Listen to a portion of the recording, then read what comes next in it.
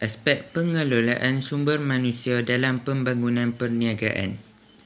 Perancangan pengelolaan sumber manusia membantu merangka pembentukan strategi yang sesuai untuk memenuhi keperluan sumber manusia yang tepat bagi sebuah perniagaan. Perancangan sumber manusia yang strategik akan memudahkan pihak pengurusan merangka program bersesuaian untuk pembangunan perniagaan yang mampan.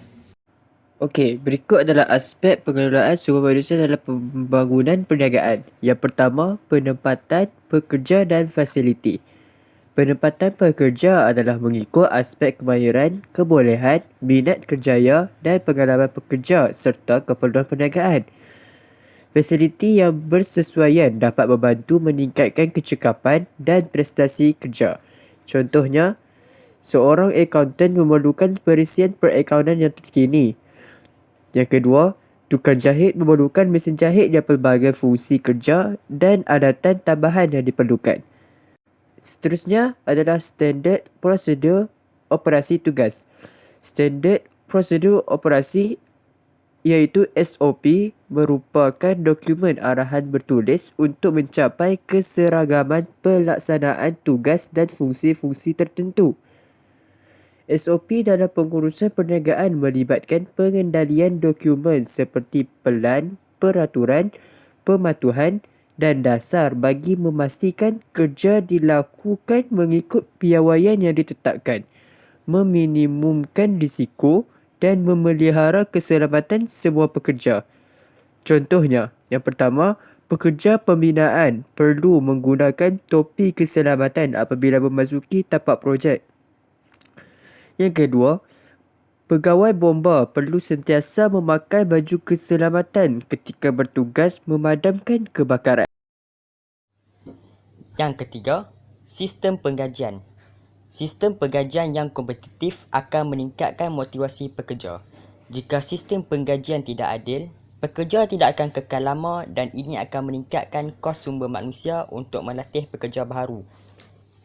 Selain itu, persaingan yang tinggi dalam mengekalkan tenaga kerja mahir dan separuh mahir memerlukan pengurusan sumber manusia menyediakan ganjaran yang menarik. Contohnya, anggota polis perlu dilindungi dengan insurans berkelompok kerana melakukan tugas yang berisiko tinggi dalam memerangi jenayah. Yang keempat, penghargaan dan hukuman. Pekerja yang berpotensi tinggi harus diberi penghargaan. Pekerja yang berprestasi rendah dan bermasalah akan dikenakan hukuman seperti amaran lisan dan bertulis, potongan gaji, tiada kenaikan pangkat, tiada insentif diberikan dan akhirnya pemberhentian kerja. Tujuan hukuman sebagai peringatan dan pengajaran supaya pekerja lebih berdisiplin dan dapat meningkatkan prestasi. Contohnya, pekerja yang banyak memberikan sumbangan kepada organisasi akan diberikan penghargaan. Terdapat 6 jenis-jenis kesalahan kaki tangan dalam sesebuah perniagaan, iaitu pecah amanah, rasuah, salah guna aset syarikat, tidak beretika, ponteng kerja dan ingkar arahan tanpa sebab yang kukuh. Penyelesaian masalah perhubungan harmoni antara majikan dan pekerja dapat mewujudkan suasana tempat kerja yang sejahtera. Pihak pengurusan perlu mengadakan perbincangan dari semasa ke semasa bagi menggalakkan komunikasi berkesan. Contohnya, setiap masalah pekerja boleh dibawa berunding untuk mencari penyelesaian. Ini bagi menggalakkan menjadi satu masalah kepada syarikat. Struktur organisasi. Fungsi struktur organisasi adalah untuk memberi penjelasan tentang tanggungjawab jawatan, jalur hubungan komunikasi dan deskripsi tugas.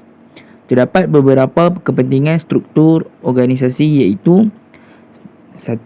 Mengagihkan sumber dengan cekap dan berkesan dalam organisasi mengikut keperluan setiap unit, bahagian atau jabatan dalam organisasi. 2. Membolehkan penyelarasan antara fungsi kerana setiap bahagian atau jabatan dalam organisasi mempunyai objektif yang berlainan.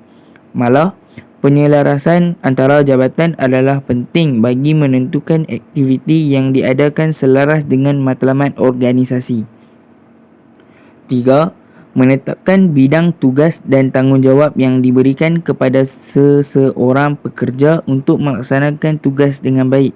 berdasarkan kompetensi, pengetahuan dan kepakaran, mewujudkan rantaian arahan dan komunikasi bagi membolehkan bahagian atau jabatan diwujudkan untuk mengendalikan bidang tugas tertentu.